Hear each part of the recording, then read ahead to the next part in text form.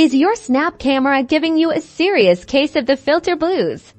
Don't worry, because today we're diving deep into troubleshooting why your Snap camera isn't working and how to get those fun Snapchat lenses back on your streams and video calls in a flash. First, let's tackle the basic but often overlooked culprit. The Snap camera application itself. Make sure the app is actually running. Sounds simple, but sometimes it's hiding in your system tray or dock.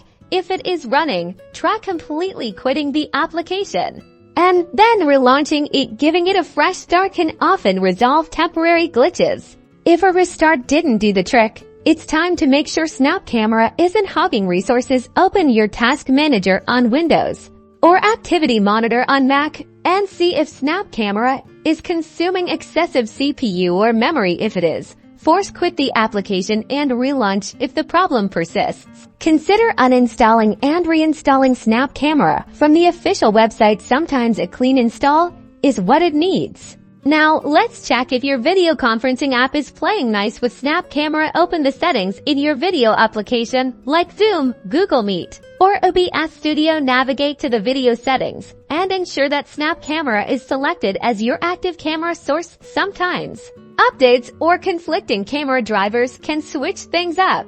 Speaking of drivers, outdated or corrupted camera drivers can definitely cause issues. Open your device manager on Windows or system information on Mac and check for any errors related to your webcam. Try updating the drivers for your webcam. You might need to visit your computer manufacturer's website to download the latest drivers. If all else fails, don't lose hope just yet.